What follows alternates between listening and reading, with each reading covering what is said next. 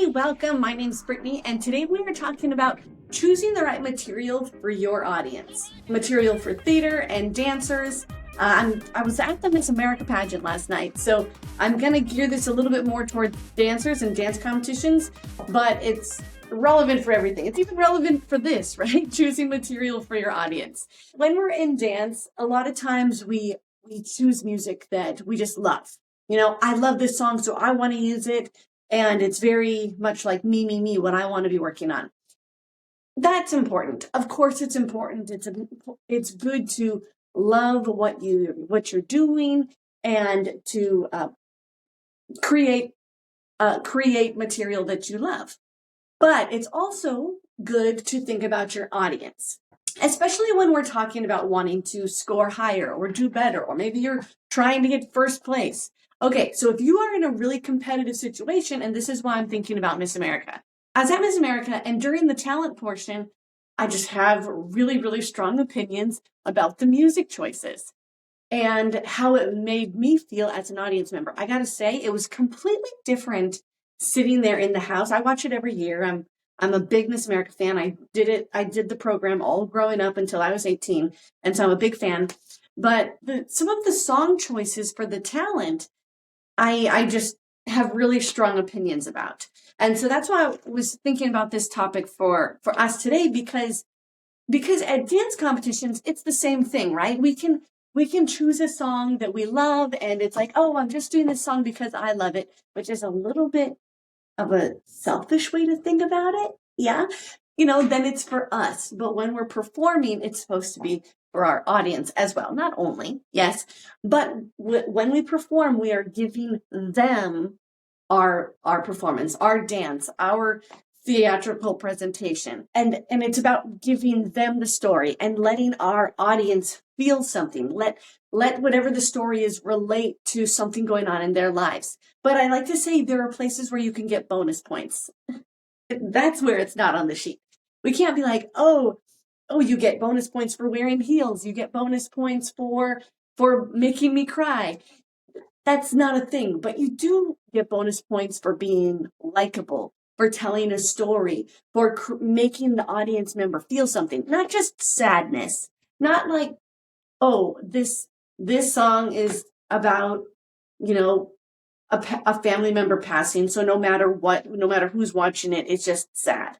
That's fine. That has its place, but that's not what I'm talking about here.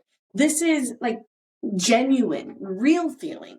So that's what, at the Miss America pageant, that's what we're looking for, right? This is a competition, yes, but they have to represent America all across. So their performance can't just be sad to be sad. It can't just be a fun, happy dance. As Miss America, the role you're trying to step into is to be an inspirational role model leader. So that's what I want to feel when they're giving their performance. Does that make sense? Hope you're following me here. So in that scenario, the audience of being at Miss America is looking to be inspired, looking to feel motivated to be better, to help little like kids rise up and be better. So something with dance competitions that is a really big problem is the raunchiness, is over-sexualizing songs that don't need to be over-sexualized and children don't need to be doing. And I think we've kind of gone really out of control with this, so we'll do a whole nother episode about all of that.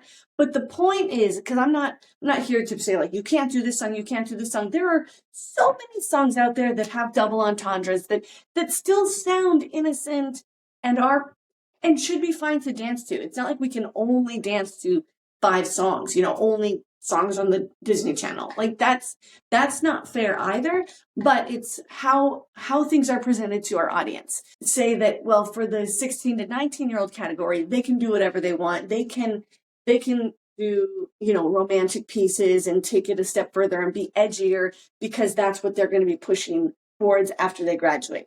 And I really just don't agree with that. I don't agree with that because sure, it might be nice for them, or maybe it's something a new technique or style or relationship building they're working on. It's inappropriate for the audience. So if there's a routine that in the 16 and 19 age category, remember who your audience is, right? There are kindergartners out here. While it's great to educate and push your boundaries and learn more and build these relationships, it's also important to keep things tasteful because it's about the setting we're in. We're not in college concert dance. That is where you can take that, depending on your school. At my school, no, not at all. We did not do inappropriate pieces.